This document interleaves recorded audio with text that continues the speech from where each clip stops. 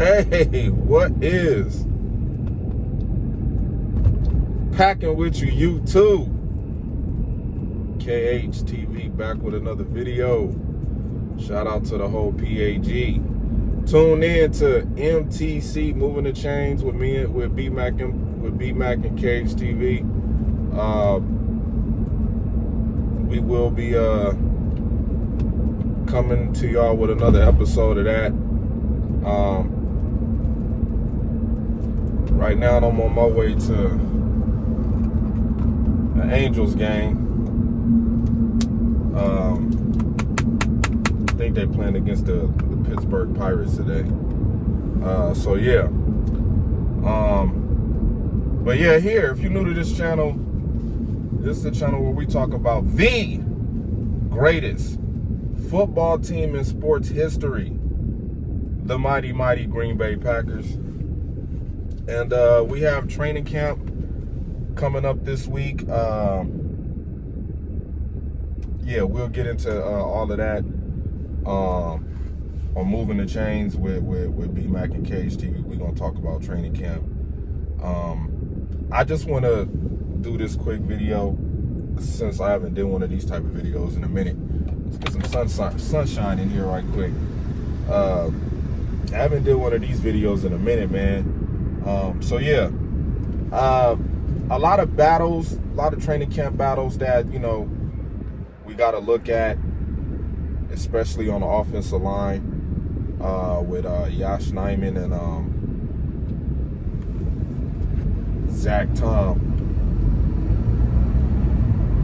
on the right side of the line. You know, it's a lot of question marks right there, but I do think we have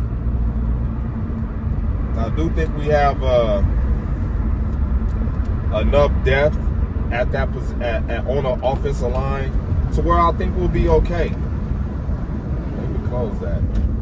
I think we got enough depth on the offensive line to I think we'll be okay.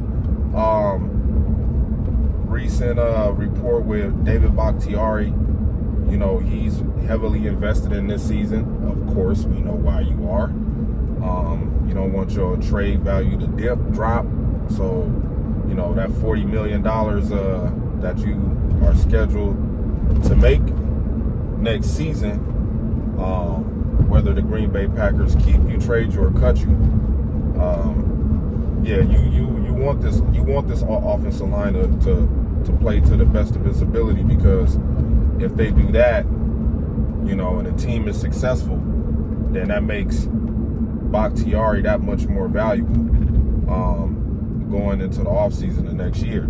So I expect him to always keep a high morale with the offensive line and all of that going on. But the real battle of the offensive line is going to be on the right side, you know, with the right tackle or right guard position. I think we okay at center, but the biggest thing about the offensive line is that we're coming into this season healthy. You know, hopefully we don't have any setbacks during training camp starting this Wednesday.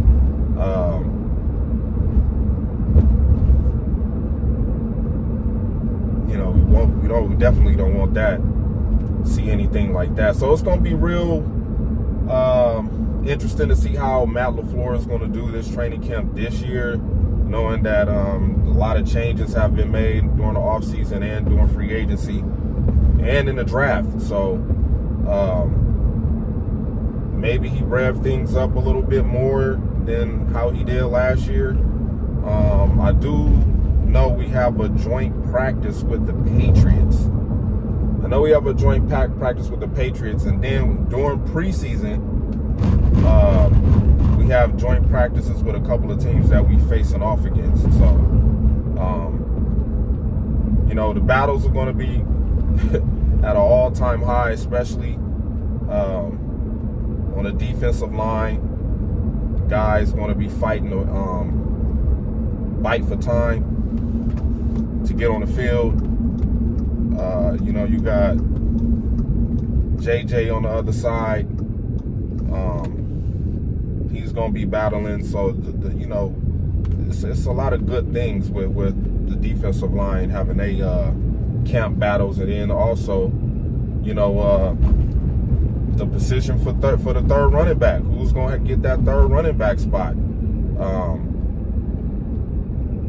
Same thing for the third guy on a receiving core. Like, it's going to be guys fighting for that spot. Samori Toure and then the guys that we drafted this year. So it's going to be a lot of battles, man. A lot of battles. You know what I'm saying? Even with the quarterbacks, with the backup quarterback, us bringing in Alex McGough, you got, Sean Clifford and Danny Etling still,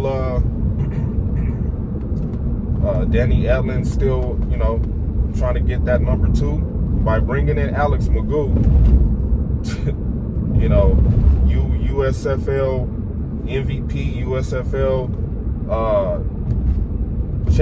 won a championship.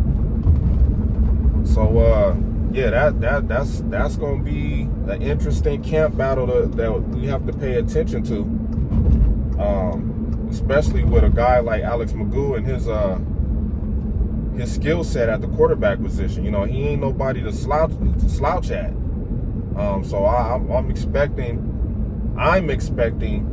Danny Etling to probably be the one that gets cut or moved to the practice squad.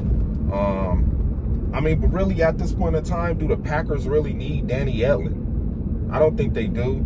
So I'm pretty sure he's probably going to be a cut casualty, unless he outplays Sean Clifford and we roll with three quarterbacks, and put one at the with the practice squad. But I doubt Matt LaFleur is going to do that. I don't think he's going to do that. I think Matt LaFleur is probably going to leave one of those open spots for maybe a defensive position or receiving position. So this camp for the Green Bay Packers is probably going to be the most interesting one post, Aaron Rodgers. This is where we really get to see how good of a coach Matt LaFleur really is without the aid of having a highly decorated veteran quarterback to cover a lot of the bad decisions that he made as a head coach during the game. So if Jordan Love make a mistake, you might as well count that mistake on Matt LaFleur. Any mistake Jordan Love makes, it's gonna be an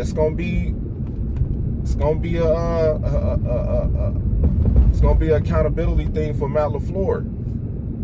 You guys moved up in the draft to draft this guy, and I hate going back to this, but just seeing how excited y'all were when y'all drafted Jordan Love, man, it's gonna have to make sense. Now, I'm not saying it has to make sense overnight. I know it's gonna take time, but if we into year 3 with him at the starting quarterback and year 4, and we're not seeing any type of progressions or him learning from his mistakes, then a lot of that is going to fall on the hands of Matt LaFleur. So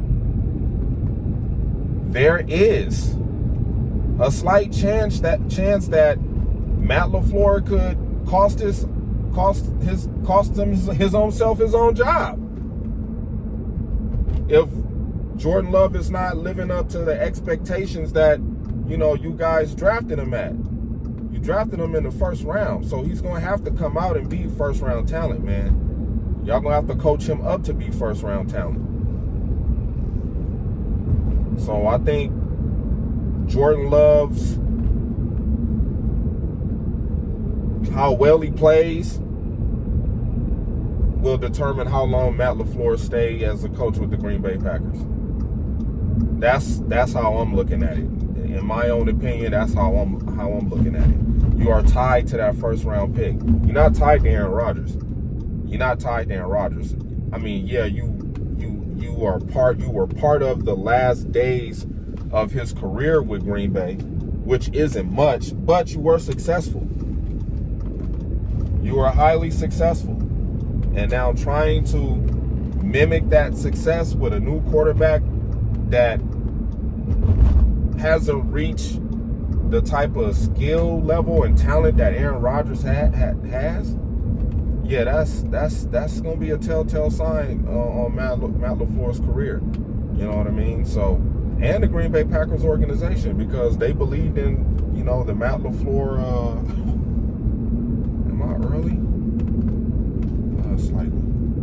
They believed in the Matt LaFleur game plan and PowerPoint presentation that he presented to them when he was in the hiring process. So yeah, that in itself is going to be a battle at camp. How Matt LaFleur and Jordan Love, you know, put this thing together as head coach and young quarterback. So that's a battle within itself. Of course, there's going to be, you know, we already know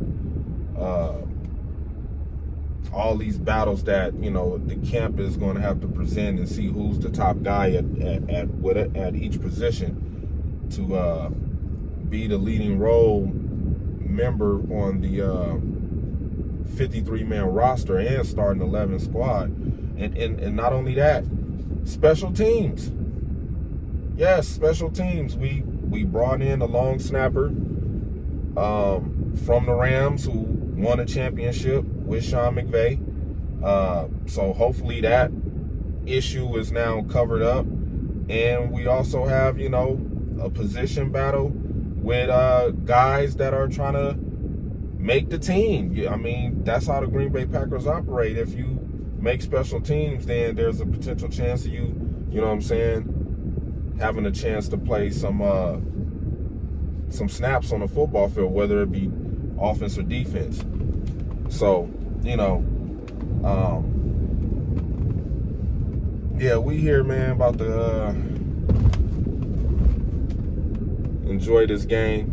But yeah, man, be looking out for MTC with B-Mac and Cage. We're gonna drop another episode. And yeah, shout out to the whole PAG. I'm out.